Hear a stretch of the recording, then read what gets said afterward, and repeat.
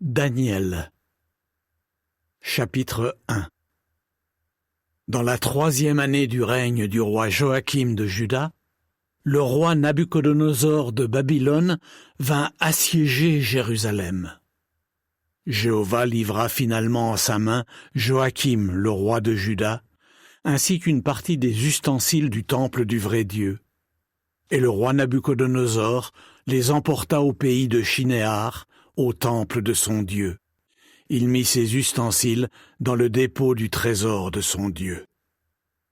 Puis le roi ordonna à Ashpenaz, le fonctionnaire en chef de sa cour, d'amener des Israélites, notamment ceux de descendance royale ou de famille noble. Ce devaient être des jeunes sans défaut physique, beaux, doués de sagesse, de connaissance et de discernement, et capables de servir le roi au palais. Ashpenaz leur enseignerait l'écriture et la langue des Chaldéens. De plus, le roi voulait qu'on leur donne une portion quotidienne des plats raffinés et du vin de la table royale. Ils recevraient une formation pendant 3 ans et à la fin de cette période entreraient au service du roi. Parmi eux, quelques-uns étaient de la tribu de Juda: Daniel, Anania, Michaël et Azarias. Le fonctionnaire principal de la cour leur donna alors des noms. À Daniel, celui de Beltshazar. À Anania, celui de Shadrach. À Michaël, celui de Méshach. Et à Azarias, celui d'Abed-Négo. Mais dans son cœur, Daniel prit la résolution de ne pas se rendre impur avec les plats raffinés et le vin de la table royale. Il demanda donc au fonctionnaire principal de la cour la permission de ne pas consommer ces aliments qui le rendraient impur. Et le vrai Dieu fit en sorte que le fonctionnaire principal de la cour témoigne à Daniel faveur et bienveillance. Cependant, le fonctionnaire principal de la cour dit à Daniel: « J'ai peur de mon seigneur le roi, qui a fixé ce que vous devez manger et boire. Que se passerait-il si vous aviez l'air moins en forme que les autres jeunes de votre âge? À cause de vous, je deviendrai coupable aux yeux du roi. » Alors Daniel s'adressa au gardien que le fonctionnaire principal de la cour avait chargé de s'occuper de lui, ainsi que de Anania, de Michaël et d'Azarias. Il lui dit: « S'il te plaît, fais un essai pendant 10 jours, qu'on nous donne des légumes à manger et de l'eau à boire.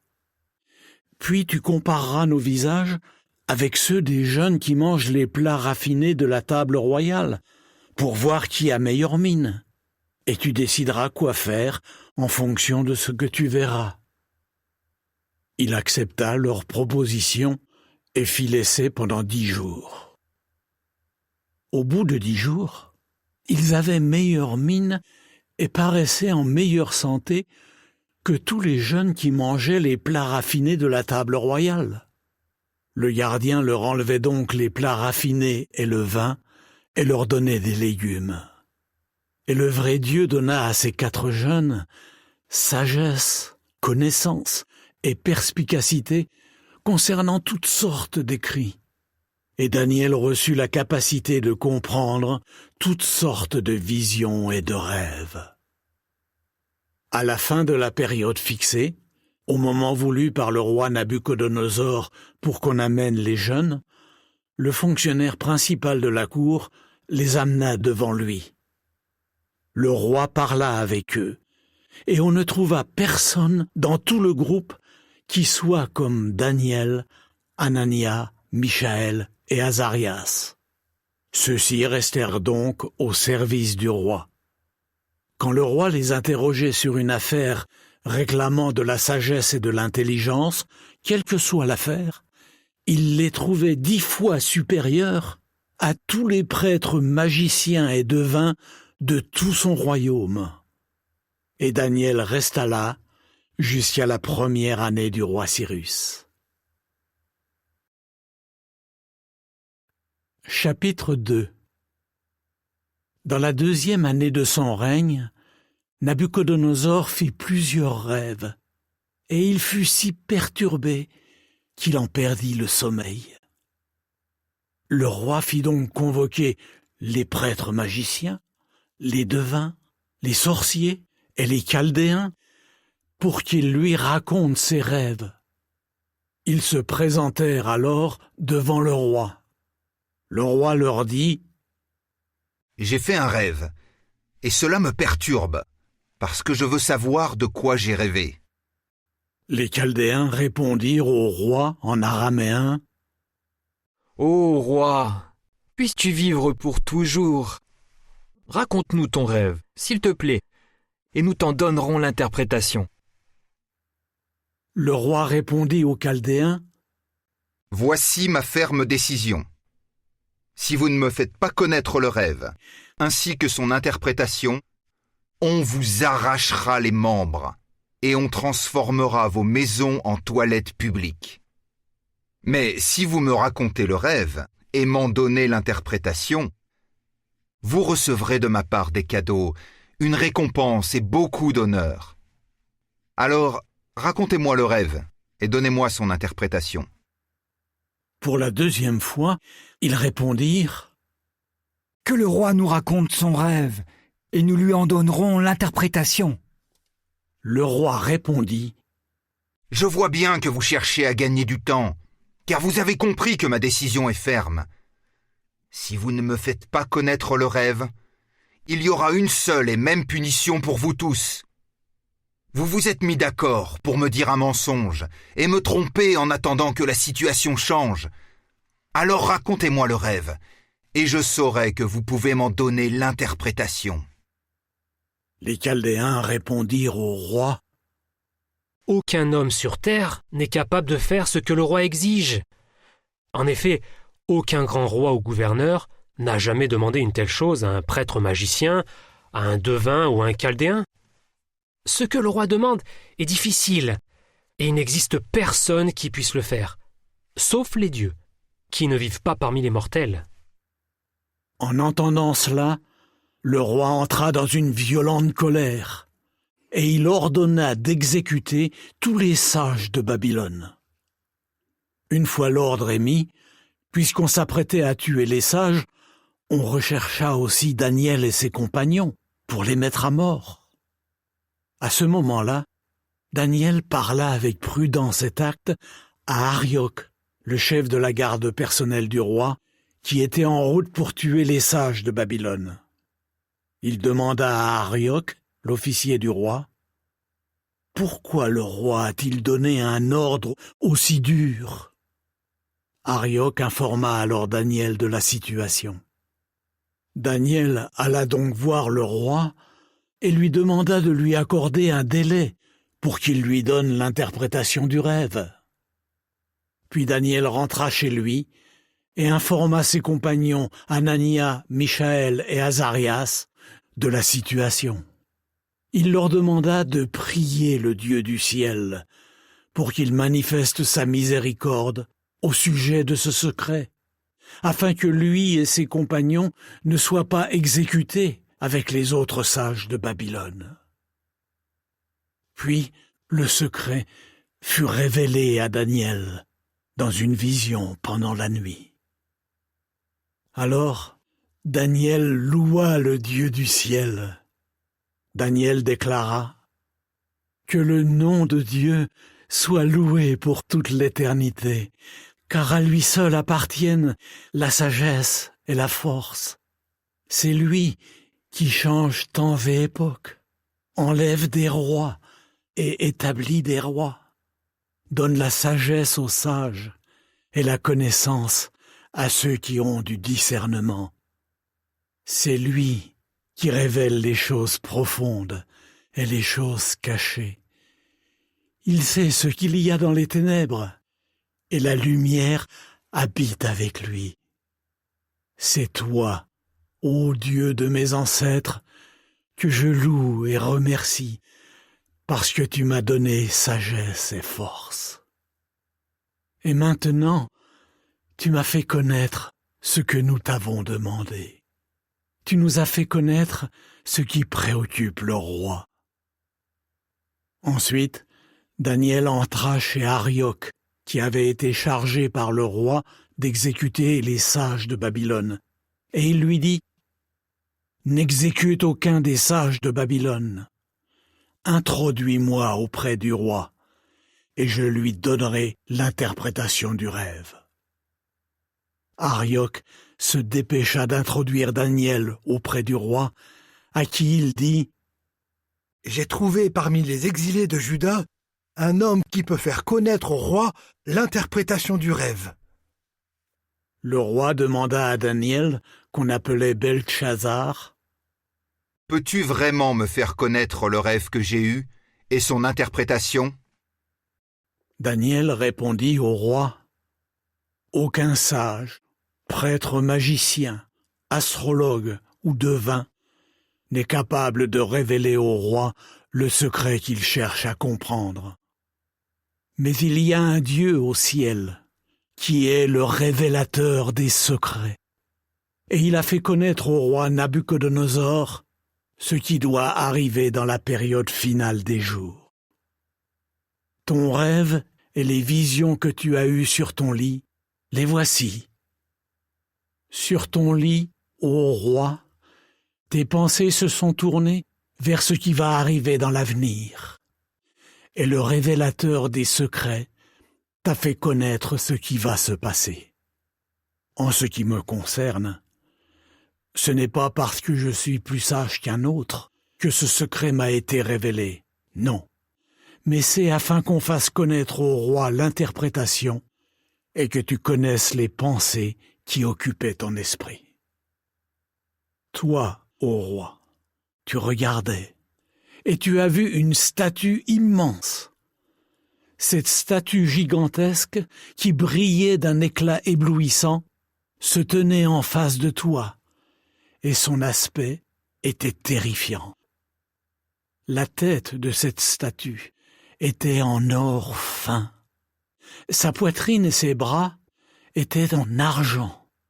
Son ventre et ses cuisses étaient en cuivre. Ses jambes étaient en fer. Et ses pieds étaient en partie de fer et en partie d'argile. Pendant que tu regardais, une pierre a été détachée, mais pas par des mains. Elle est venue frapper les pieds en fer et en argile de la statue, et elle les a pulvérisés. À ce moment-là, le fer, l'argile, le cuivre, l'argent et l'or ont été pulvérisés tous ensemble et sont devenus comme la balle qui s'élève de l'air de battage en été. Et le vent les a emportés, si bien qu'il n'en est resté aucune trace. Quant à la pierre qui avait frappé la statue, elle est devenue une grande montagne qui a rempli toute la terre. Voilà le rêve. Et maintenant, nous allons donner au roi son interprétation. Toi, ô roi, le roi des rois, à qui le Dieu du ciel a donné le pouvoir royal, la puissance, la force et la gloire, et à qui il a accordé l'autorité sur les humains où qu'ils vivent, ainsi que sur les animaux des champs et les oiseaux du ciel, toi qui l'as fait chef sur eux tous. C'est toi qui es la tête en or. Après toi se lèvera un autre royaume, mais il sera inférieur à toi. Puis un autre royaume encore se lèvera, un troisième, représenté par le cuivre, et il dominera toute la terre. Quant au quatrième royaume, il sera fort comme le fer, car comme le fer écrase et pulvérise tout, oui, comme le fer met en pièces, il écrasera et mettra en pièces tous ces royaumes. De même que les pieds et les orteils que tu as vus étaient en partie d'argile et en partie de fer, de même le royaume sera divisé. Mais il s'y trouvera un peu de la dureté du fer, car en effet tu as vu du fer mêlé à de l'argile. Et comme les orteils étaient en partie de fer et en partie d'argile, le royaume sera en partie fort et en partie fragile. De même que le fer que tu as vu était mêlé à de l'argile, de même ils se mêleront au peuple, mais ils ne s'attacheront pas l'un à l'autre, tout comme le fer ne s'attache pas à l'argile. Au jour de ces rois-là, le Dieu du ciel établira un royaume qui ne sera jamais détruit. Et ce royaume ne passera sous la domination d'aucun autre peuple. Il pulvérisera tous ces royaumes et y mettra fin. Et lui seul subsistera pour toujours. Tout cela arrivera, car tu as vu qu'une pierre a été détachée de la montagne, mais pas par des mains, et qu'elle a pulvérisé le fer, le cuivre, l'argile, l'argent et l'or. Le grand Dieu a fait connaître au roi ce qui va se passer dans l'avenir. Le rêve est véridique et son interprétation est digne de foi. Alors, le roi Nabuchodonosor tomba face contre terre devant Daniel et lui rendit hommage. Et il ordonna qu'on lui offre un présent et qu'on brûle de l'encens pour lui. Le roi dit à Daniel: « Vraiment, votre Dieu est un Dieu des dieux, un Seigneur des rois et un révélateur de secrets, car tu as pu révéler ce secret. » Le roi éleva alors Daniel à une haute position et lui donna beaucoup de cadeaux magnifiques. Et il lui donna autorité sur toute la province de Babylone et le nomma préfet en chef sur tous les sages de Babylone. Et à la demande de Daniel, le roi confia à Shadrach, Méshach et Abed-Négo l'administration de la province de Babylone. Daniel, lui, servait à la cour du roi. Chapitre 3. Le roi Nabuchodonosor fit une statue en or, haute de 60 coudées et large de 6 coudées. Il l'adressa dans la plaine de Doura, dans la province de Babylone. Puis le roi Nabuchodonosor convoqua les satrapes, les préfets, les gouverneurs, les conseillers, les trésoriers, les juges, les magistrats et tous les administrateurs des provinces, pour qu'ils viennent à l'inauguration de la statue qu'il avait dressée. Les satrapes, les préfets, les gouverneurs, les conseillers, les trésoriers, les juges, les magistrats et tous les administrateurs des provinces se rassemblèrent donc pour l'inauguration de la statue que le roi Nabuchodonosor avait dressée. Et ils se tinrent debout en face de la statue que Nabuchodonosor avait dressée. Le héros proclama avec force: « Voici l'ordre qui vous est donné, ô peuple, nations et gens de différentes langues. Quand vous entendrez le son du cor, du chalumeau, de la cithare, de la harpe triangulaire, de l'instrument à cordes, de la cornemuse et des autres instruments de musique, vous devrez tomber à genoux et adorer la statue en or que le roi Nabuchodonosor a dressée.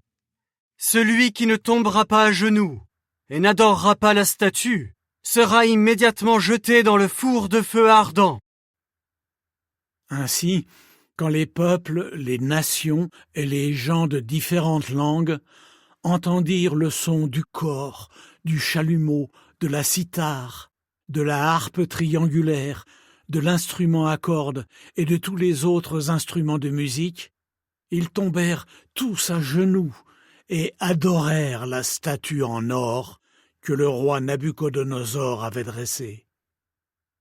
C'est alors que les Chaldéens se présentèrent pour accuser les Juifs. Ils dirent au roi Nabuchodonosor: « Ô roi, puisses-tu vivre pour toujours. Toi, ô roi, tu as donné l'ordre que tout homme qui entend le son du cor, du chalumeau de la cithare, de la harpe triangulaire, de l'instrument à cordes, de la cornemuse et de tous les autres instruments de musique, tombe à genoux et adore la statue en or, et qu'on jette dans le four de feu ardent celui qui ne tomberait pas à genoux pour adorer. Mais il y a certains Juifs que tu as chargés d'administrer la province de Babylone, Shadrach, Meshach et Abednego, qui n'ont pas tenu compte de toi, ô roi. Ils ne servent pas tes dieux, et ils refusent d'adorer la statue en or que tu as dressée. Fou de rage, Nabuchodonosor ordonna qu'on lui amène Shadrach, Meshach et Abednego. Ces hommes furent donc amenés devant lui. Nabuchodonosor leur dit : « Est-il bien vrai, Shadrach, Meshach et Abednego, que vous ne servez pas mes dieux et que vous refusez d'adorer la statue en or que j'ai dressée ? Maintenant, si vous êtes prêts à tomber à genoux quand vous entendrez le son du cor, du chalumeau, de la cithare, de la harpe triangulaire, de l'instrument à cordes, de la cornemuse et de tous les autres instruments de musique, et si vous adorez la statue que j'ai faite, c'est bien. Mais si vous refusez de l'adorer, vous serez immédiatement jetés dans le four de feu ardent. Et quel est le Dieu qui pourra alors vous sauver de ma main ? Shadrach, Meshach et Abednego répondirent au roi : Ô Nabuchodonosor, il n'est pas nécessaire de discuter davantage à ce sujet.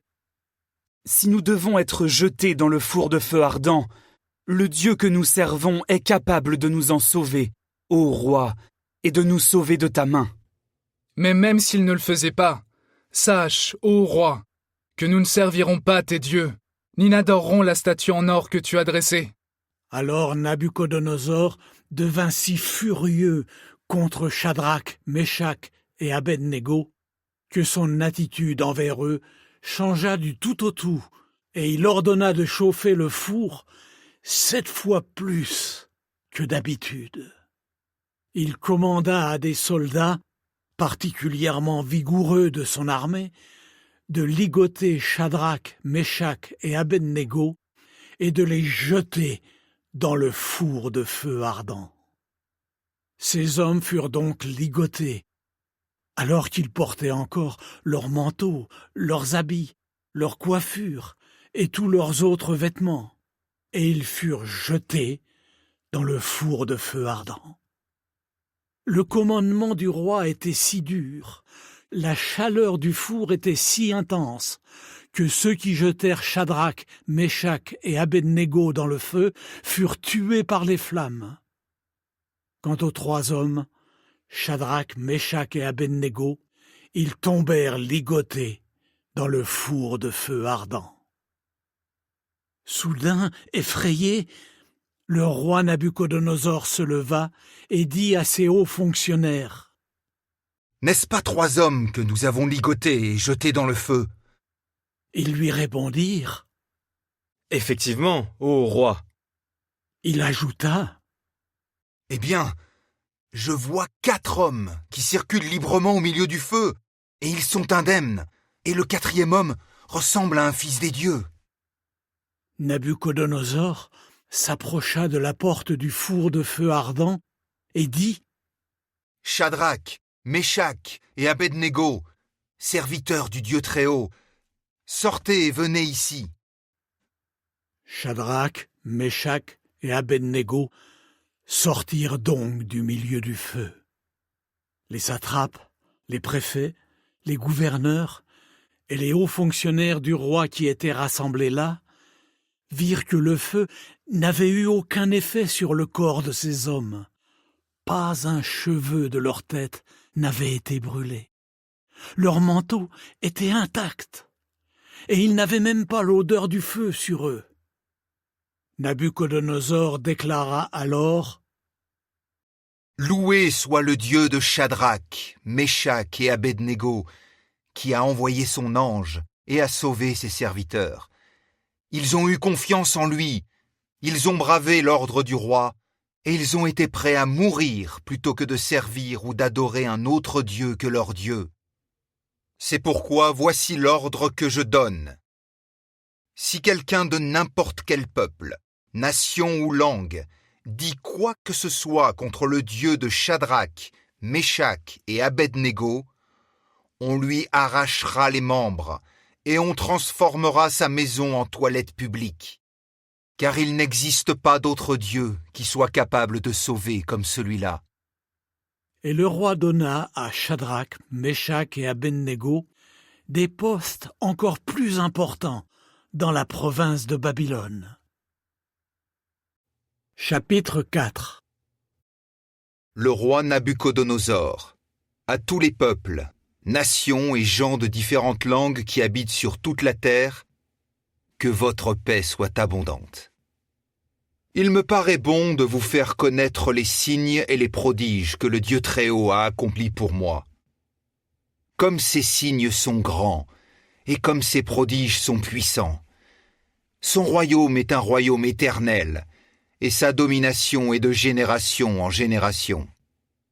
Moi, Nabuchodonosor, je vivais tranquille dans ma maison, et je jouissais de la prospérité dans mon palais.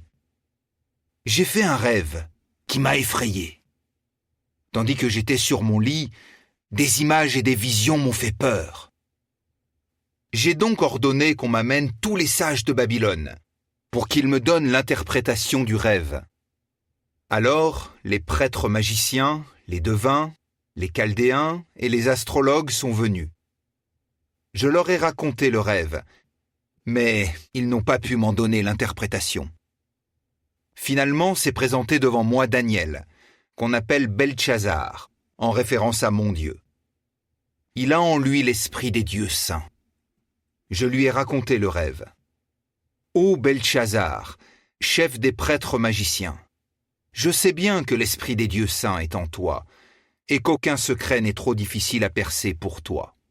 Alors, explique-moi les visions que j'ai eues dans mon rêve, et donne-m'en l'interprétation. Dans les visions que j'ai eues sur mon lit, j'ai vu un arbre, au milieu de la terre. Il était d'une hauteur immense.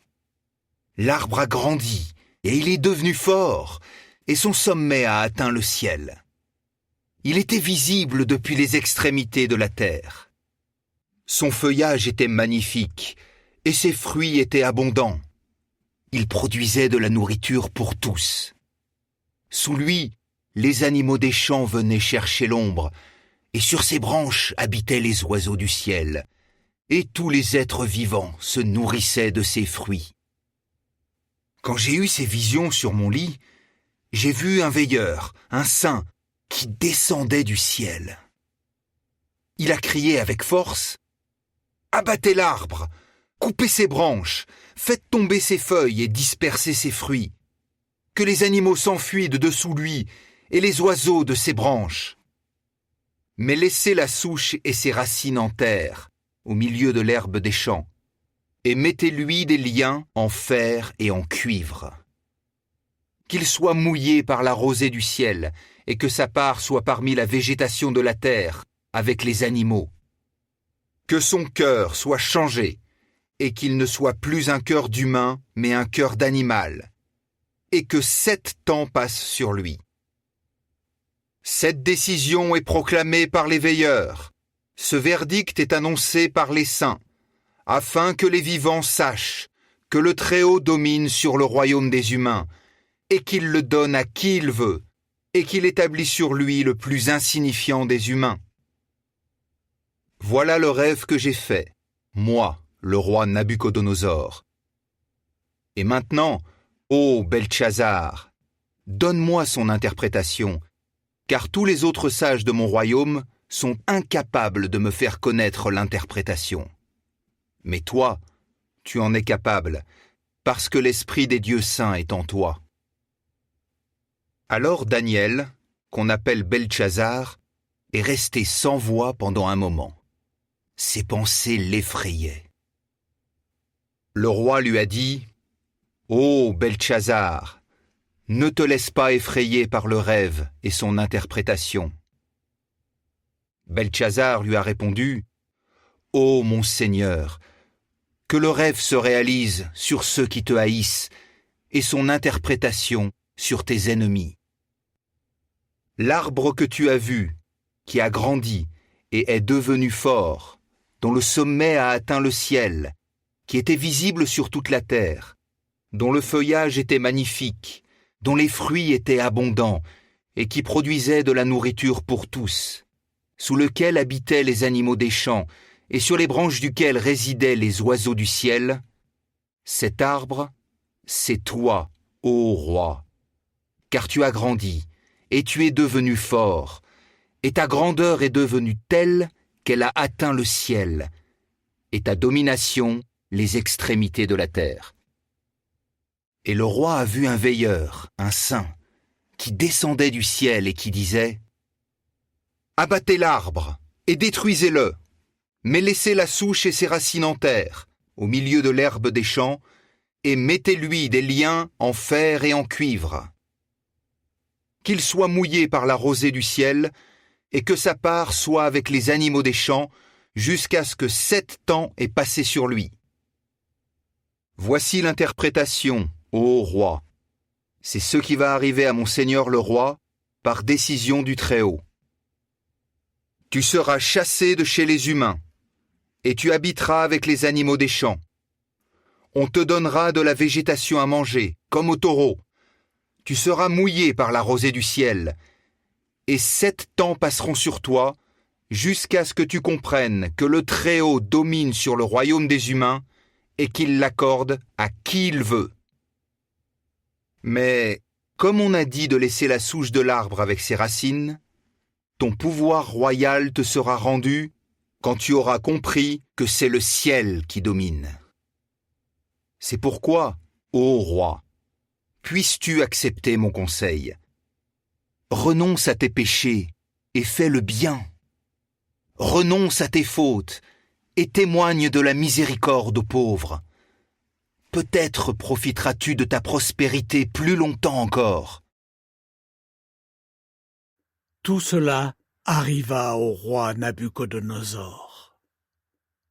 12 mois plus tard, tandis qu'il se promenait sur le toit du palais royal de Babylone, le roi dit « N'est-ce pas là Babylone la grande, que moi j'ai bâtie comme maison royale, grâce à ma force et à ma puissance, et pour la gloire de ma majesté ?»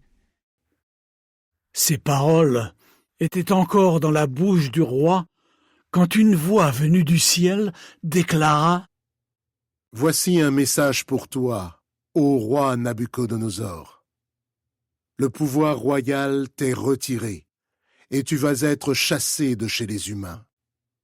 Tu vas habiter avec les animaux des champs, et on te donnera de la végétation à manger comme au taureau.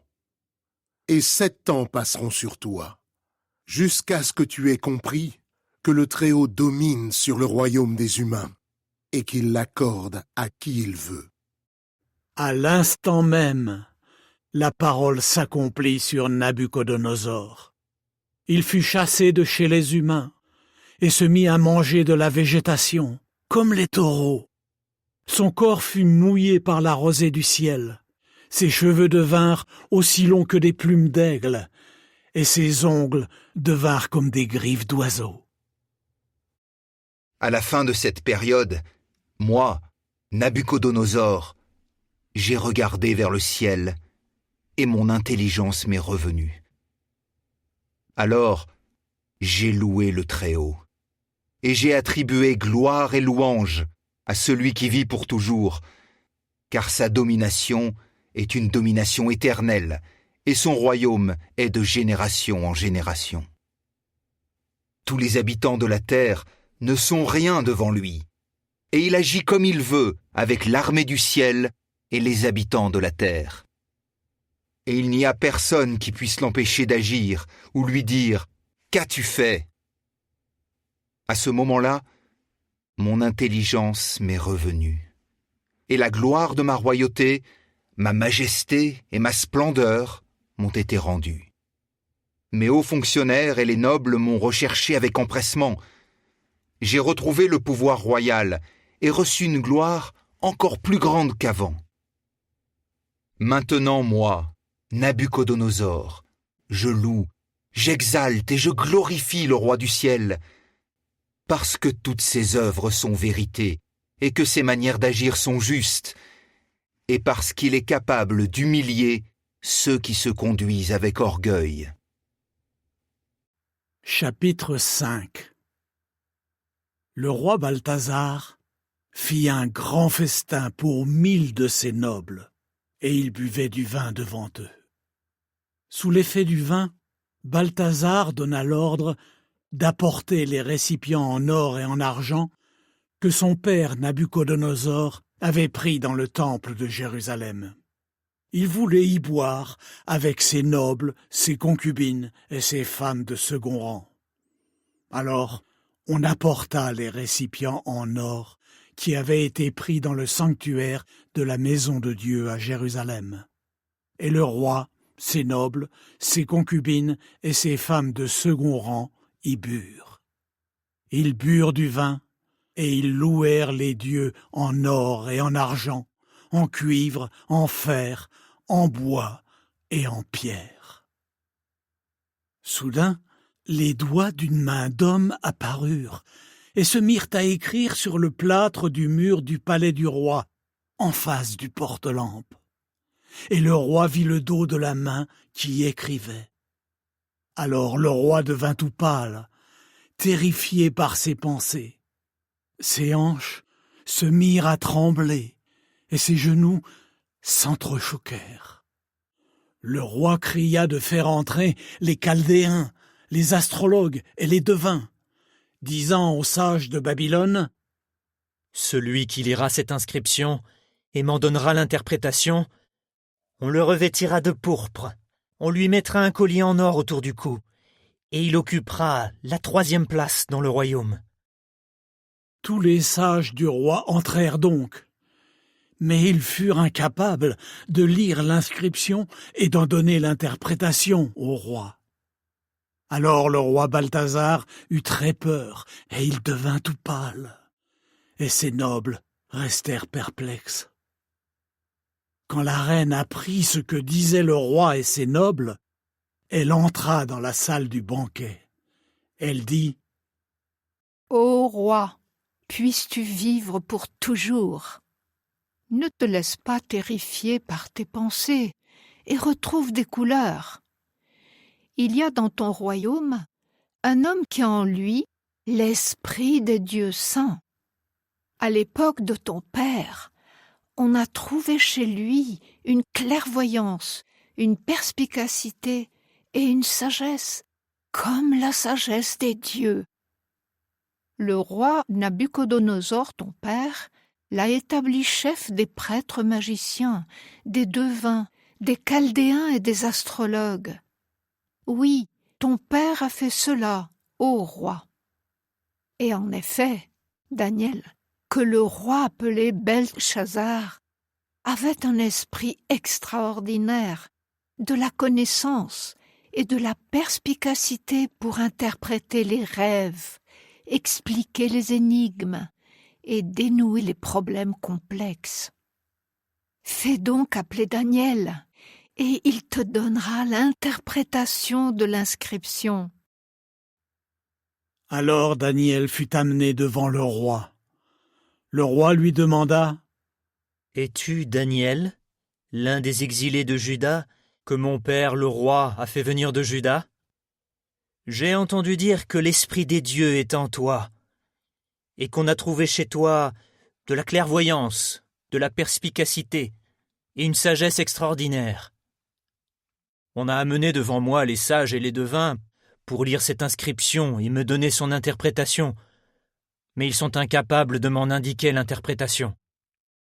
J'ai entendu dire que toi, tu peux fournir des interprétations et dénouer les problèmes complexes. Alors, si tu peux lire l'inscription et m'en donner l'interprétation, on te revêtira de pourpre, on te mettra un collier en or autour du cou, et tu occuperas la 3e place dans le royaume. »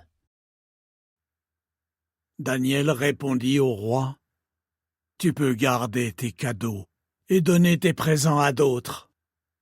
Toutefois, je lirai l'inscription au roi, et je lui en donnerai l'interprétation. En ce qui te concerne, ô roi, le Dieu Très-Haut a accordé à Nabuchodonosor ton père le royaume, ainsi que la grandeur, l'honneur et la majesté. En raison de la grandeur qu'il lui a donnée, les peuples, nations et gens de différentes langues tremblaient tous de peur devant lui. Il tuait ou laissait en vie qui il voulait. Il élevait ou humiliait qui il voulait.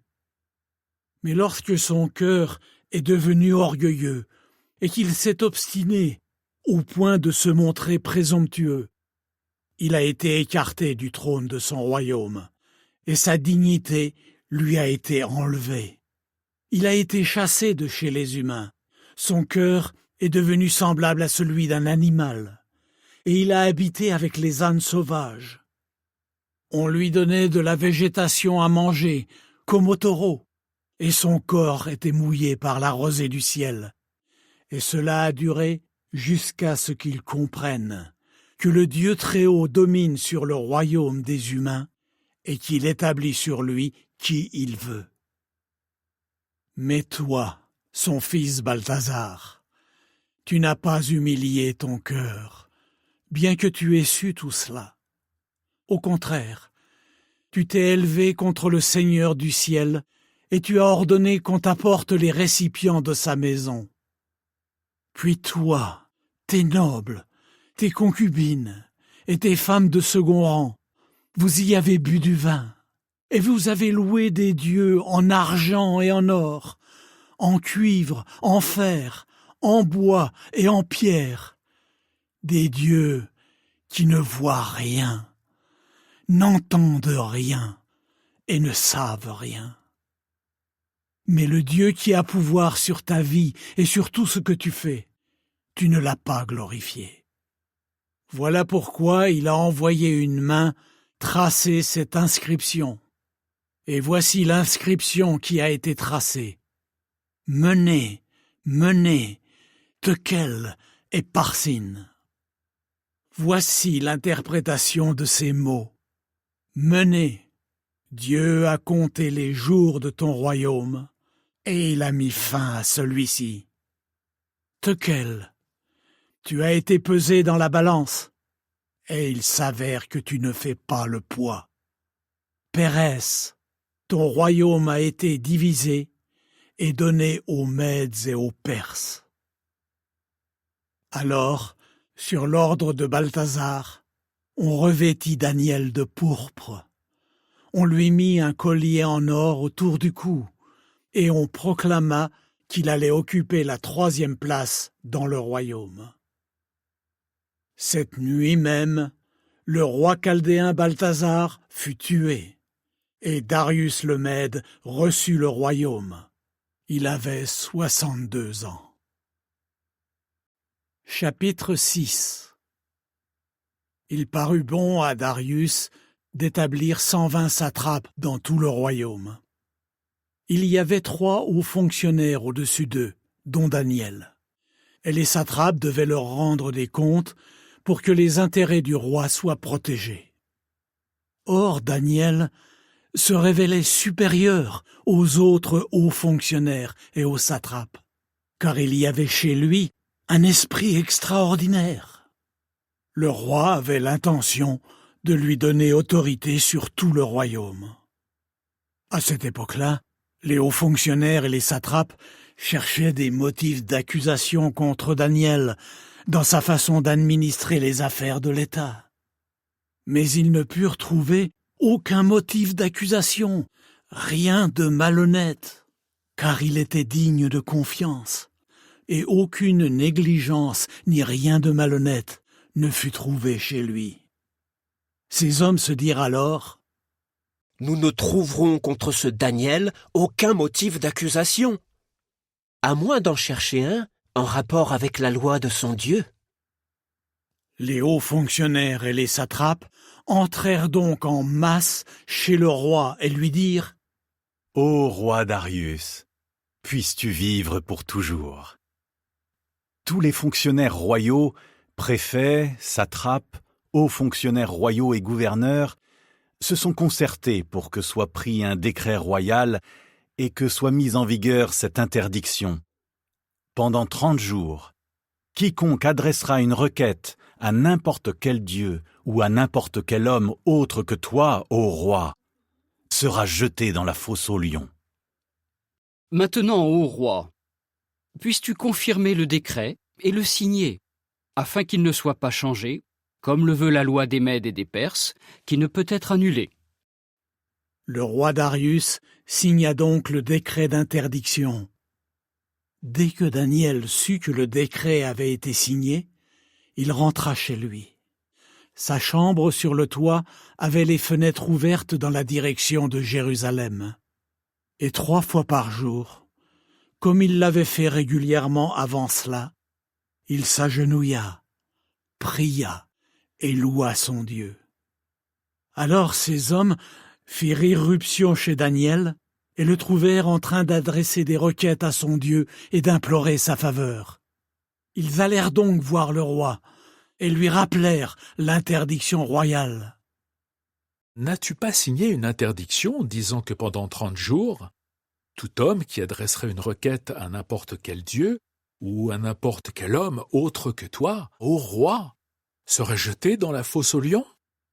Le roi répondit : « C'est effectivement ce qui a été établi selon la loi des Mèdes et des Perses, qui ne peut être annulé. » Aussitôt ils dirent au roi : « Daniel, l'un des exilés de Juda, n'a pas tenu compte de toi, ô roi, ni de l'interdiction que tu as signée.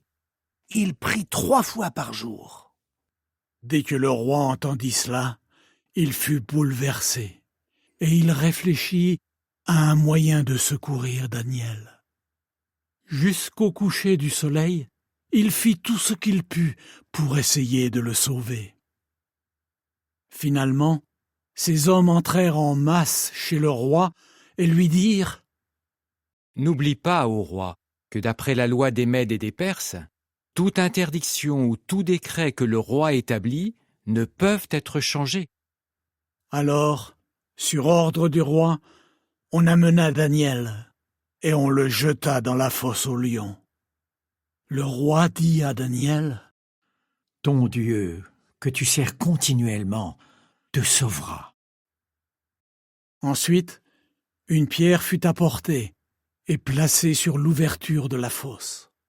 Le roi la scella de sa bague à cacheter et de la bague à cacheter de ses nobles, pour que rien ne puisse être changé concernant Daniel.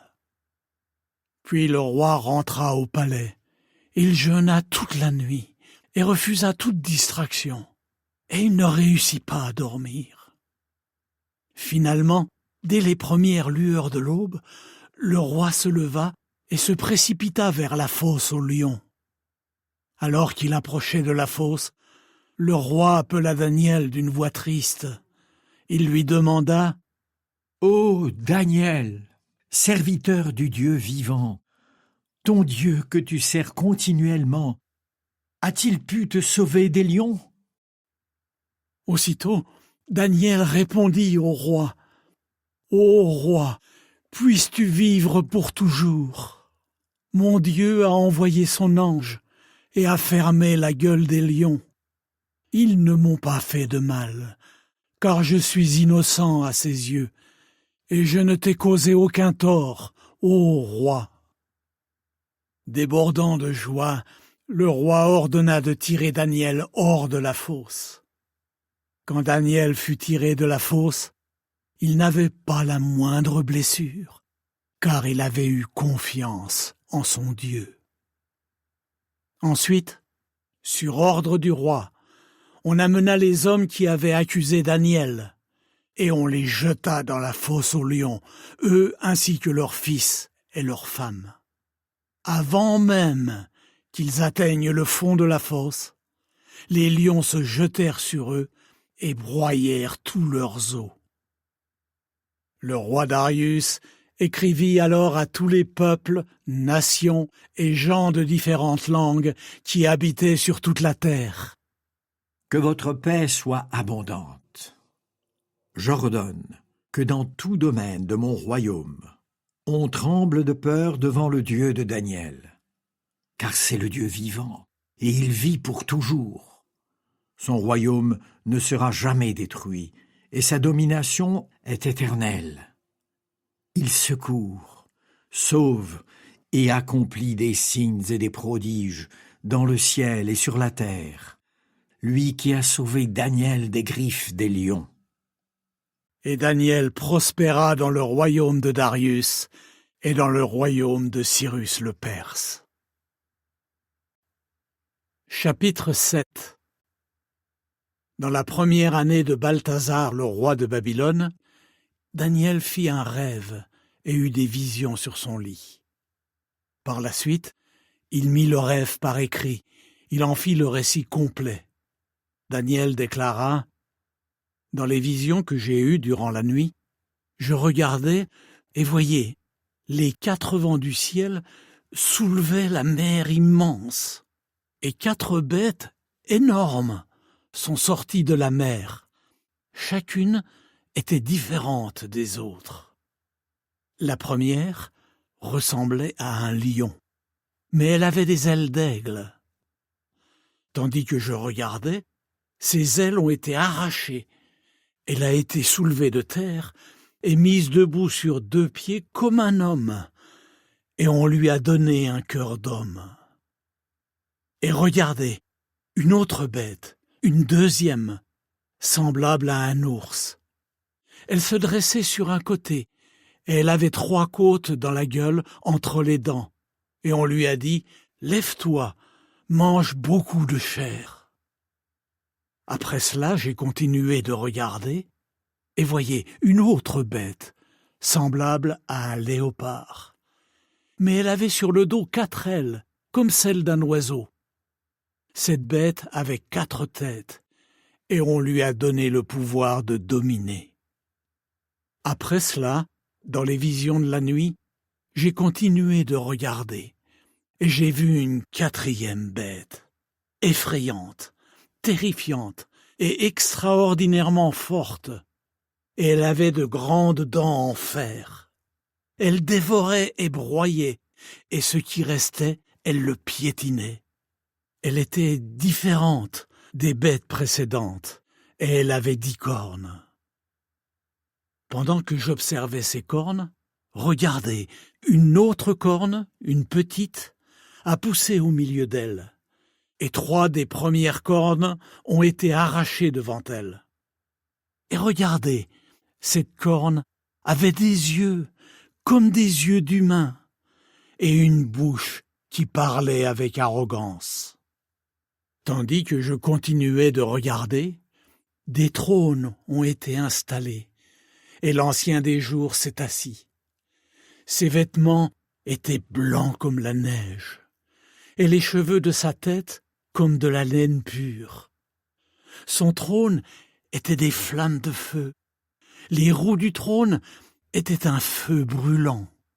Un fleuve de feu coulait et sortait de devant lui. 1000 milliers le servaient, et 10 000 fois 10 000 se tenaient devant lui. Le tribunal a pris place, et des livres ont été ouverts. J'ai continué de regarder à cause du bruit des paroles pleines d'arrogance que la corne prononçait. Tandis que je regardais, la bête a été tuée, et son cadavre a été jeté dans le feu et détruit. Quant aux autres bêtes, leur domination leur a été enlevée, mais leur vie a été prolongée pour un temps et une période.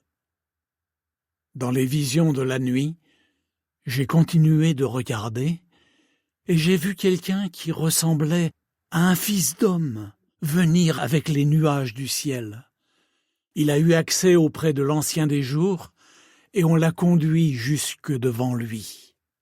Et on lui a donné la domination, l'honneur et un royaume, afin que les peuples, nations et gens de différentes langues le servent tous. Sa domination est une domination éternelle.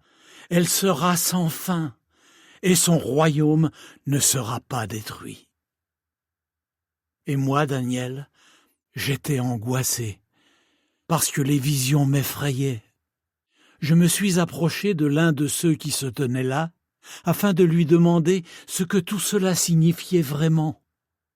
Il m'a répondu en me donnant l'interprétation de ces choses.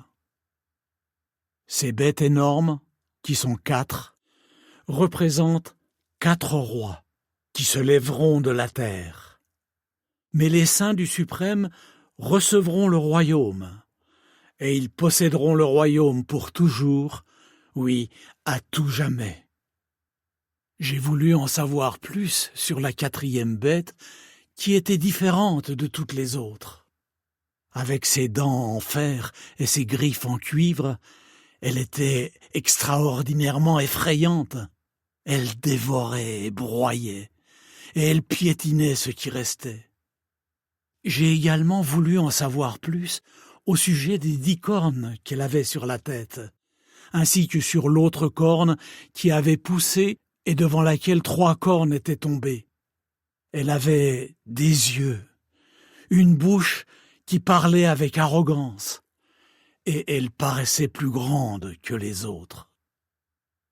Tandis que je continuais de regarder, cette corne a fait la guerre aux saints. Elle l'emportait sur eux, jusqu'au moment où l'Ancien des jours est arrivé, et où un jugement a été rendu en faveur des saints du Suprême. Et le temps fixé est arrivé pour les saints de prendre possession du royaume. Voici l'explication que j'ai reçue. La 4e bête représente un 4e royaume qui apparaîtra sur la terre. Il sera différent de tous les autres royaumes. Il dévorera toute la terre, la piétinera et la broiera. Les 10 cornes représentent 10 rois qui se lèveront de ce royaume. Et un autre encore se lèvera après eux.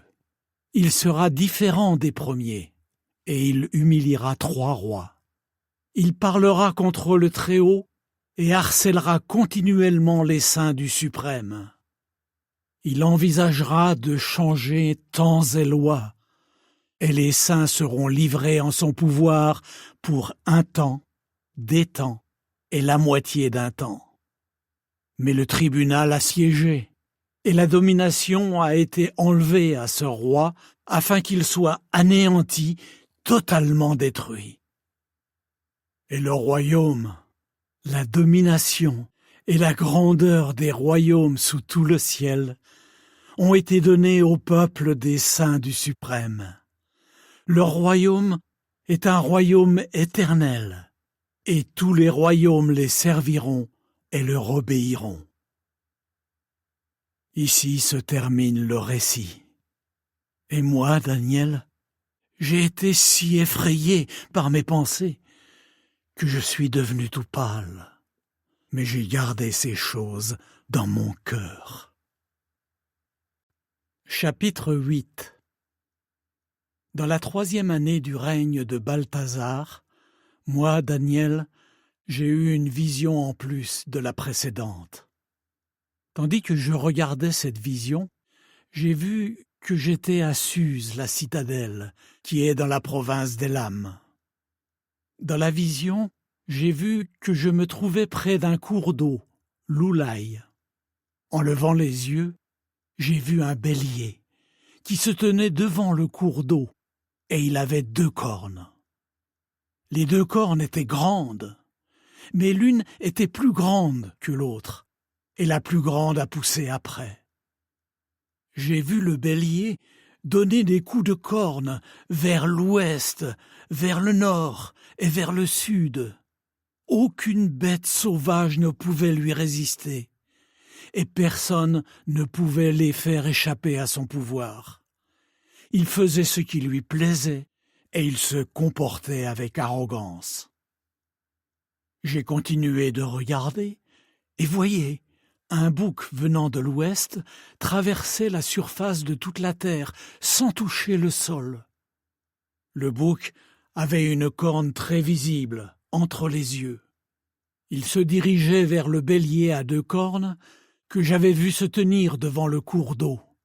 Il courait vers lui, animé d'une violente fureur. Je l'ai vu se rapprocher du bélier, plein de colère contre lui. Il a attaqué le bélier et a brisé ses 2 cornes. Et le bélier n'a pas eu la force de lui résister.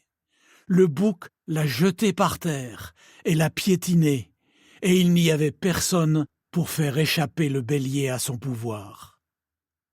Et le bouc s'est comporté avec une grande arrogance, mais dès qu'il est devenu fort, sa grande corne a été brisée, et 4 cornes très visibles ont poussé à sa place en direction des 4 coins de la terre. De l'une d'elles est sortie une autre corne, une petite, et elle a beaucoup grandi vers le sud, vers l'est et vers la parure. Elle a tellement grandi qu'elle a atteint l'armée du ciel, et elle a fait tomber à terre quelques éléments de cette armée et quelques étoiles, et elle les a piétinés. Elle s'est même comportée avec arrogance envers le prince de l'armée, et le sacrifice régulier a été enlevé au prince, et le sanctuaire qu'il avait solidement établi a été renversé. Et à cause de la transgression, une armée a été livrée, ainsi que le sacrifice régulier. Et la corne jetait la vérité par terre, et elle a réussi ce qu'elle a entrepris.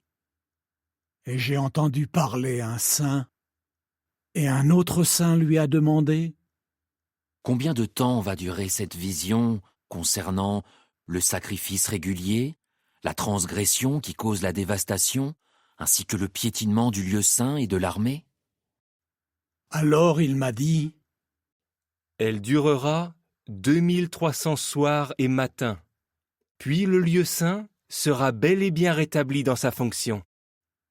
Moi, Daniel, je regardais la vision et je cherchais à la comprendre, quand soudain j'ai vu debout devant moi quelqu'un qui ressemblait à un homme.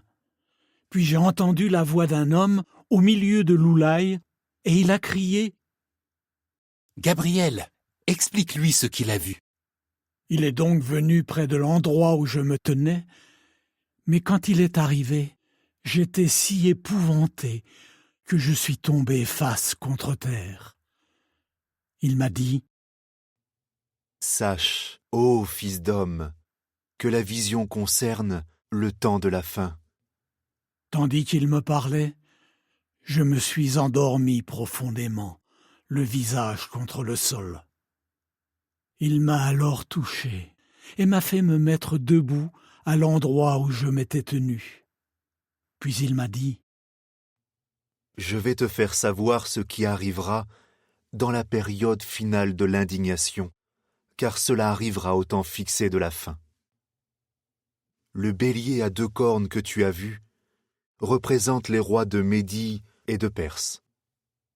Le bouc velu représente le roi de Grèce, et la grande corne qui était entre ses yeux représente le premier roi.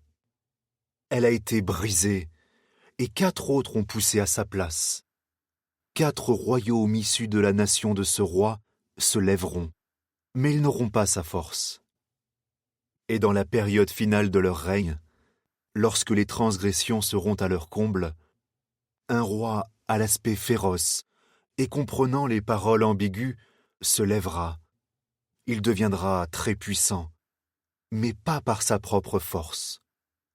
Il causera des ravages d'une façon inimaginable.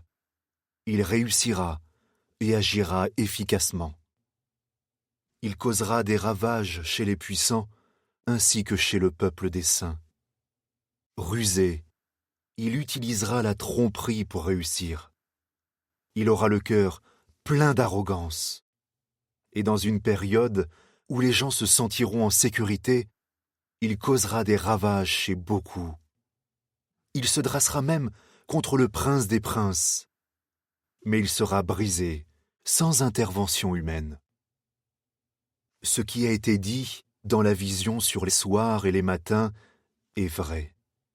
Mais tu dois garder secrète cette vision, car elle se rapporte à une époque encore lointaine. Et moi, Daniel, je me suis senti épuisé, et j'ai été malade pendant plusieurs jours. Puis je me suis levé, et j'ai accompli mon travail au service du roi. Mais j'étais engourdi à cause de la vision, et personne ne pouvait la comprendre. Chapitre 9. Dans la première année de Darius, fils d'Assuérus, un descendant des Mèdes, qui avait été fait roi sur le royaume des Chaldéens, dans la première année de son règne, moi, Daniel, j'ai discerné à partir des livres, d'après ce que Jéhovah avait dit au prophète Jérémie, le nombre d'années pendant lesquelles Jérusalem resterait dévastée, 70 ans. Alors je me suis tourné vers Jéhovah le vrai Dieu, je l'ai supplié par des prières, jeûnant, vêtu d'une toile de sac et couvert de cendres. J'ai prié Jéhovah mon Dieu, et j'ai fait cette confession. Ô Jéhovah, le vrai Dieu, Dieu grand et redoutable, qui respecte son alliance et fait preuve d'amour fidèle envers ceux qui l'aiment et qui obéissent à ses commandements. Nous avons péché, nous avons fait le mal, nous avons agi méchamment, nous nous sommes rebellés, et nous nous sommes détournés de tes commandements et de tes règles. Nous n'avons pas écouté tes serviteurs les prophètes, qui ont parlé en ton nom à nos rois, à nos princes, à nos ancêtres et à tous les gens du pays. À toi, ô Jéhovah, la justice, mais à nous la honte, comme c'est le cas aujourd'hui. Oui, aux hommes de Juda, aux habitants de Jérusalem et à tout Israël, ceux qui sont près et ceux qui sont loin, dans tous les pays où tu les as dispersés, parce qu'ils t'ont été infidèles. Ô Jéhovah, à nous la honte, à nos rois, à nos princes et à nos ancêtres, parce que nous avons péché contre toi. À toi, ô Jéhovah notre Dieu, la miséricorde et le pardon, car nous nous sommes rebellés contre toi. Nous ne t'avons pas obéi, ô Jéhovah notre Dieu, en suivant les lois que tu nous avais données par l'intermédiaire de tes serviteurs les prophètes. Tout Israël a transgressé ta loi et s'est détourné en ne t'obéissant pas. Tu as donc déversé sur nous la malédiction et le serment dont il est question dans la loi de Moïse, le serviteur du vrai Dieu, car nous avons péché contre toi. Tu as réalisé les paroles que tu avais prononcées contre nous et contre les chefs qui nous dirigeaient, en faisant venir sur nous un grand malheur. Sous tout le ciel, il ne s'est jamais produit de malheur comme celui qui a frappé Jérusalem. Comme c'est écrit dans la loi de Moïse, tout ce malheur est venu sur nous. Et pourtant, nous n'avons pas imploré ta faveur, ô Jéhovah notre Dieu, en nous détournant de notre faute et en cherchant à comprendre ta vérité. Ainsi, Jéhovah a veillé et a fait venir le malheur sur nous, car Jéhovah notre Dieu est juste dans toutes ses œuvres, et pourtant, nous ne lui avons pas obéi. Ô Jéhovah notre Dieu, toi qui as fait sortir ton peuple de l'Égypte par ta main puissante, et qui t'es fait un nom qui est célèbre aujourd'hui encore, nous avons péché, et nous avons agi méchamment. Ô Jéhovah, conformément à tous tes actes justes, s'il te plaît, que ta colère et ta fureur se détournent de ta ville Jérusalem, ta montagne sainte. car à cause de nos péchés et des fautes de nos ancêtres, Jérusalem et ton peuple sont un objet de mépris pour tous ceux qui nous entourent. Et maintenant, ô notre Dieu, écoute la prière de ton serviteur et ses supplications, et par égard pour ton nom, ô Jéhovah, fais briller ton visage sur ton sanctuaire dévasté. Prête l'oreille, ô mon Dieu, et entends. Ouvre tes yeux et vois dans quel état de dévastation nous sommes. Regarde la ville qui a été appelée de ton nom, car ce n'est pas en raison de nos actes justes que nous te supplions, mais en raison de ta grande miséricorde. Ô Jéhovah, entends. Ô Jéhovah, pardonne. Ô Jéhovah, prête attention et agis. Ne tarde pas, par égard pour ton nom, ô mon Dieu, car ta ville et ton peuple portent ton nom. Tandis que je parlais encore, que je priais, que je confessais mon péché et le péché de mon peuple Israël, et que j'adressais ma demande de faveur à Jéhovah mon Dieu au sujet de la montagne sainte de mon Dieu, oui, tandis que je parlais encore dans la prière, l'homme Gabriel, que j'avais vu précédemment dans la vision, est arrivé près de moi, alors que j'étais complètement épuisé. C'était à peu près à l'heure de l'offrande du soir. Il m'a donné des explications en disant « Ô Daniel, je suis venu maintenant te donner de la perspicacité et t'aider à comprendre. Quand tu as commencé à faire tes supplications, j'ai reçu un message et je suis venu te le transmettre car tu es quelqu'un de grande valeur. Prête donc attention à ce message et comprends la vision.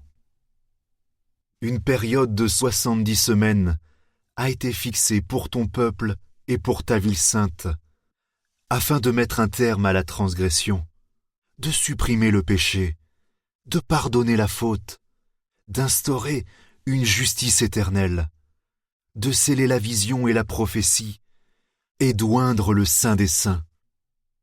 Tu dois savoir et comprendre que depuis l'ordre de rétablir et de rebâtir Jérusalem jusqu'au Messie le Guide, il y aura 7 semaines et aussi 62 semaines. Elle sera rétablie et rebâtie, avec une place publique et un fossé, mais ce sera dans une période de détresse. Et après les 62 semaines, le Messie sera retranché, avec rien pour lui-même. Et l'armée d'un guide qui arrive détruira la ville et le lieu saint, et sa fin viendra par l'inondation. Et jusqu'à la fin, il y aura la guerre. Ce qui est décidé, ce sont des dévastations. Et il maintiendra l'alliance en vigueur pour la multitude pendant 1 semaine. Et à la moitié de la semaine, il fera cesser les sacrifices et les offrandes. Et sur l'aile des choses répugnantes, il y aura celui qui cause la dévastation. Et jusqu'à ce qu'il y ait extermination, ce qui a été décidé sera déversé aussi sur celui qui est dévasté. Chapitre 10. Dans la 3e année du roi Cyrus de Perse, Daniel, qu'on appelait Beltchazzar, reçut une révélation. Le message était véridique et se rapportait à un grand conflit. Il comprit le message et on lui expliqua ce qu'il avait vu. À cette période, moi, Daniel, je menais deuil depuis 3 semaines entières. Je n'avais rien mangé de nourrissant, ni viande, ni vin n'étaient entrés dans ma bouche, et je ne m'étais pas mis d'huile sur le corps pendant 3 semaines entières. Le 24e jour du 1er mois, tandis que je me trouvais sur le bord du grand fleuve, le Tigre, j'ai levé les yeux, et j'ai vu un homme habillé de lin, avec une ceinture en or d'ouphase autour de la taille. Son corps était comme de la chrysolite. Son visage brillait comme l'éclair. Ses yeux étaient comme des torches de feu. Ses bras et ses pieds ressemblaient à du cuivre poli, et le son de sa voix était comme le bruit d'une foule. C'est moi seul, Daniel, qui ai eu cette vision. Les hommes qui étaient avec moi ne l'ont pas vue. Cependant, ils ont été pris d'un fort tremblement et ont couru se cacher. Je suis donc resté seul. Quand j'ai eu cette vision impressionnante, j'ai senti mes forces m'abandonner. J'ai perdu mon allure respectable et je me suis retrouvé sans force. Puis j'ai entendu le son de sa voix. Mais quand je l'ai entendu parler, je me suis endormi profondément, le visage contre le sol. C'est alors qu'une main m'a touché et m'a réveillé pour que je me redresse sur mes mains et sur mes genoux. Alors il m'a dit : « Ô Daniel, homme de grande valeur, prête attention aux paroles que je vais te dire. Maintenant, mets-toi debout, car j'ai été envoyé vers toi. » Quand il m'a dit cela, je me suis mis debout, tout tremblant. Puis il m'a dit : « N'aie pas peur, ô Daniel. Tes paroles ont été entendues depuis le premier jour où tu as eu à cœur de comprendre et de t'humilier devant ton Dieu. Et c'est pour cela que je suis venu. Mais le prince du royaume de Perse s'est opposé à moi pendant 21 jours. C'est alors que Michel, un des principaux princes, est venu à mon aide. Et je suis resté là, auprès des rois de Perse. Je suis venu t'expliquer ce qui va arriver à ton peuple dans la période finale des jours, car la réalisation de cette vision est encore à venir. » Lorsqu'il m'a dit cela, j'ai baissé le visage vers le sol et je suis resté sans voix. Alors quelqu'un qui ressemblait à un homme a touché mes lèvres. J'ai ouvert la bouche et j'ai dit à celui qui se tenait devant moi : « Mon Seigneur, je suis pris de violents tremblements à cause de la vision et je suis sans force. Comment donc moi, le serviteur de mon Seigneur, puis-je parler avec toi, mon Seigneur ?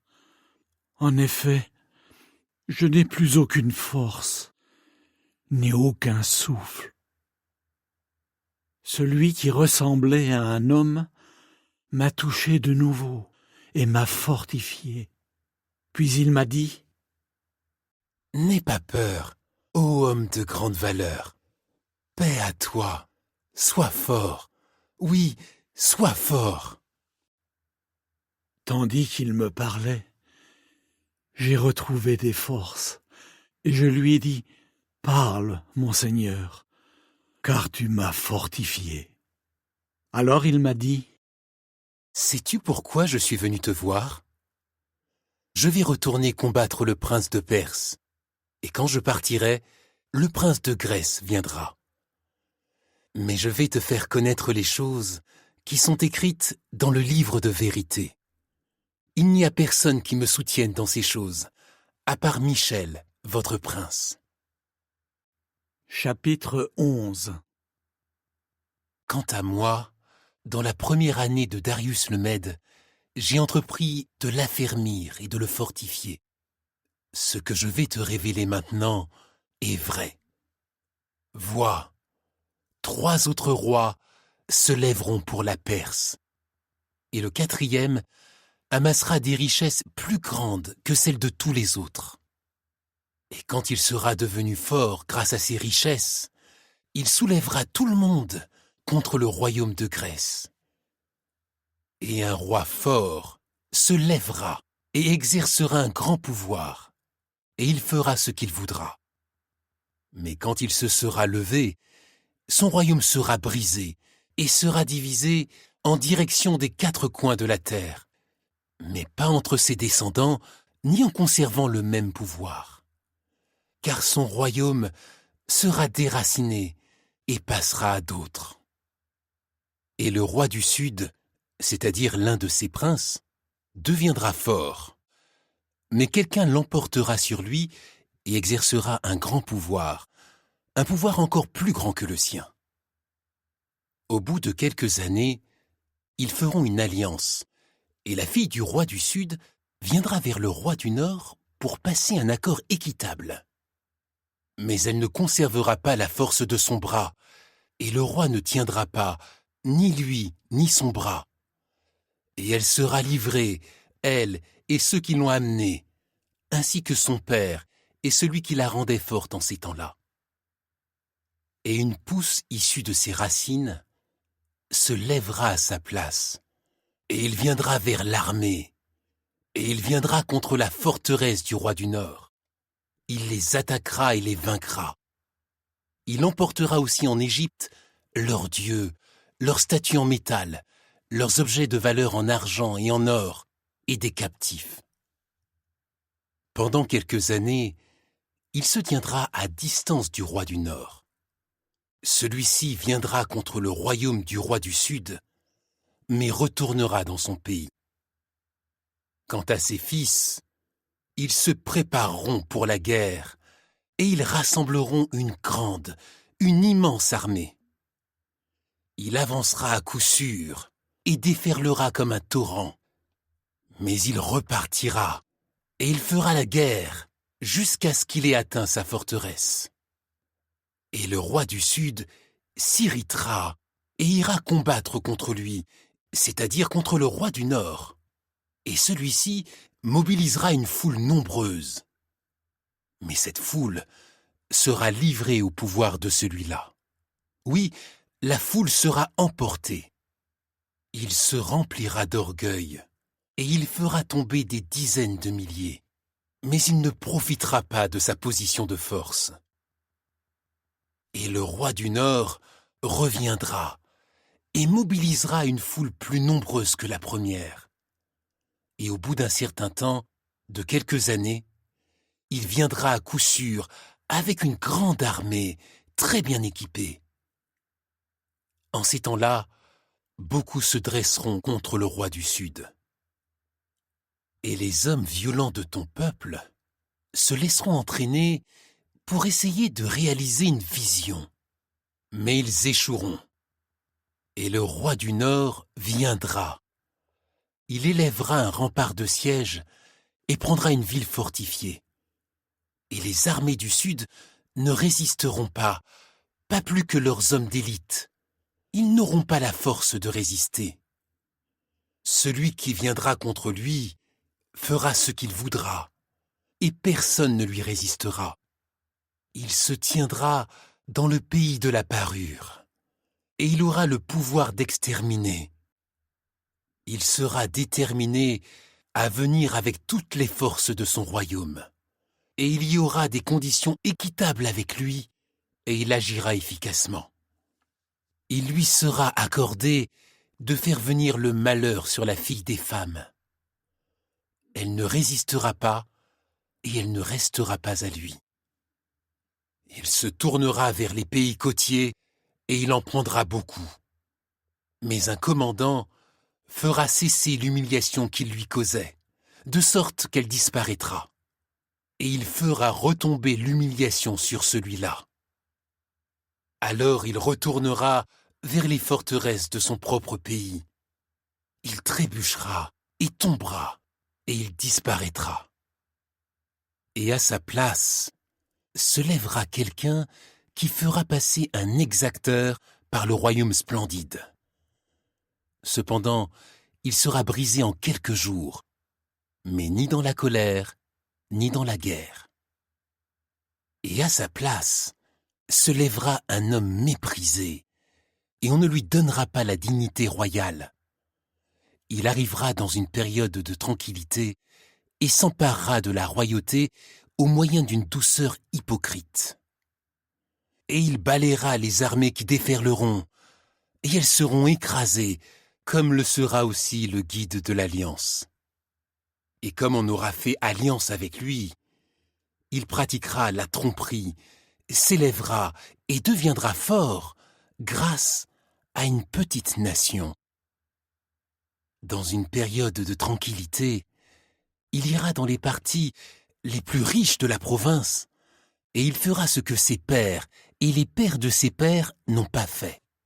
Il distribuera parmi eux butin, dépouilles et biens, et il tramera des projets contre les lieux fortifiés, mais seulement pour un temps. Et il rassemblera ses forces et son courage contre le roi du Sud, avec une grande armée. Et le roi du Sud se préparera à la guerre avec une armée extrêmement grande et puissante. Et il ne résistera pas, car on tramera des projets contre lui. Et ceux qui mangent ses plats raffinés causeront sa chute. Quant à son armée, elle sera balayée, et beaucoup seront tués. En ce qui concerne ces deux rois, leur cœur sera tourné vers le mal, et ils s'assiéront à une même table, se mentant l'un à l'autre. Mais rien n'aboutira, car la fin est encore pour le temps fixé. Et il retournera dans son pays avec beaucoup de biens, et son cœur sera contre l'Alliance sainte. Il agira efficacement et retournera dans son pays. Au temps fixé, il viendra de nouveau contre le Sud. Mais cette fois, les choses ne se passeront pas comme précédemment, car les navires de Kittim viendront contre lui, et il sera humilié. Il reviendra, lancera de violentes critiques contre l'Alliance sainte, et agira efficacement. Il reviendra et prêtera attention à ceux qui abandonnent l'Alliance sainte. Des armées envoyées par lui se lèveront. On profanera le sanctuaire, la forteresse, et on enlèvera le sacrifice régulier. Et la chose répugnante qui cause la dévastation sera mise en place. Et ceux qui agissent méchamment contre l'Alliance, il les entraînera dans la rébellion au moyen de paroles mielleuses. Mais le peuple qui connaît son Dieu vaincra et agira efficacement. Les perspicaces parmi le peuple aideront la multitude à comprendre. Ils tomberont, victimes de l'épée et de la flamme, de la captivité et du pillage, pendant un certain nombre de jours. Mais quand on les fera tomber, ils recevront un peu de secours. Beaucoup useront de paroles mielleuses pour se joindre à eux. Et certains parmi les perspicaces tomberont afin qu'à cause d'eux, il y ait une œuvre d'affinage, de purification et de blanchiment jusqu'au temps de la fin, car c'est encore pour le temps fixé. Le roi fera ce qu'il voudra. Il se remplira d'orgueil et se grandira au-dessus de tout Dieu. Et contre le Dieu des dieux, il dira des choses stupéfiantes. Il réussira en tout, jusqu'à ce que l'indignation parvienne à son terme. Car ce qui est décidé doit s'accomplir. Il n'aura pas de respect pour le Dieu de ses pères. Il n'aura pas non plus de respect pour le désir des femmes, ni pour aucun autre Dieu. Mais il se grandira au-dessus de tous. À la place, il rendra gloire au Dieu des forteresses. C'est à un Dieu que ses pères n'ont pas connu qu'il rendra gloire avec de l'or, de l'argent, des pierres précieuses et des choses de valeur. Il agira efficacement contre les forteresses les mieux défendues, avec un Dieu étranger. Il accordera une grande gloire à ceux qui le reconnaîtront, et il les fera dominer parmi un grand nombre, et il répartira les terres pour un prix. Au temps de la fin, le roi du Sud engagera le combat avec lui par une poussée, et le roi du Nord se précipitera sur lui avec des chars, des cavaliers et de nombreux navires. Et il pénétrera dans les pays et déferlera comme un torrent. Il pénétrera aussi dans le pays de la parure, et beaucoup de pays tomberont. Mais voici ceux qui échapperont à sa main: Édom, Moab et la partie principale des Ammonites. Et il continuera d'avancer la main contre les pays. Quant à l'Égypte, elle n'échappera pas. Oui, il dominera sur les trésors cachés, sur l'or et l'argent, et sur toutes les choses de valeur de l'Égypte. Les Libyens et les Éthiopiens seront sur ses pas. Mais des nouvelles venant de l'Est et du Nord le troubleront. Et il s'en ira en grande fureur pour anéantir et supprimer un grand nombre. Et il plantera ses tentes royales entre la grande mer et la montagne sainte de la parure. Alors sa fin viendra, et il n'y aura personne pour le secourir. Chapitre 12. Durant ce temps-là, se lèvera Michel, le grand prince qui se tient là en faveur de ton peuple. Et ce sera un temps de détresse, tel qu'il n'y en a pas eu depuis qu'une nation existe jusqu'à ce temps-là. Et durant ce temps-là, ton peuple échappera, tous ceux dont le nom est écrit dans le livre. Et beaucoup de ceux qui sont endormis dans la poussière de la terre se réveilleront, certains pour la vie éternelle, et d'autres pour la honte et le mépris éternel. Les perspicaces brilleront du même éclat que la voûte céleste, et ceux qui amènent la multitude à la justice brilleront comme les étoiles à tout jamais. Quant à toi, Daniel, garde ces paroles secrètes et scelle le livre jusqu'au temps de la fin. Beaucoup iront ici et là, et la vraie connaissance deviendra abondante. Puis moi, Daniel, j'ai vu 2 autres personnages qui se tenaient là. Le premier sur cette rive du fleuve, et le deuxième sur l'autre rive.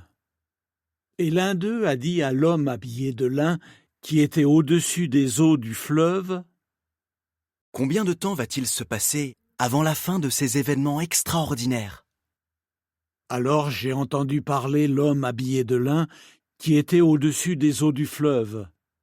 Levant sa main droite et sa main gauche vers le ciel, il a juré par celui qui vit pour toujours. Il se passera un temps fixé, des temps fixés et une moitié de temps. Dès qu'on aura fini de mettre en pièces la force du peuple saint, toutes ces choses s'achèveront. Et moi j'ai entendu, mais je n'ai pas compris. J'ai donc demandé: « Ô mon Seigneur, comment tout cela va-t-il finir ?» Il m'a dit: « Va, Daniel, car ces paroles doivent être gardées secrètes et scellées jusqu'au temps de la fin. Beaucoup se purifieront, se blanchiront et seront affinés. Les méchants agiront méchamment, et aucun méchant ne comprendra. Mais les perspicaces comprendront. Et à partir du moment où le sacrifice régulier aura été enlevé, et où la chose répugnante qui dévaste tout aura été mise en place, il y aura 1290 jours. Heureux celui qui continue d'attendre et qui atteint la fin des 1335 jours. Quant à toi, continue jusqu'au bout. Tu te reposeras, et à la fin des jours, tu te lèveras pour recevoir ton lot.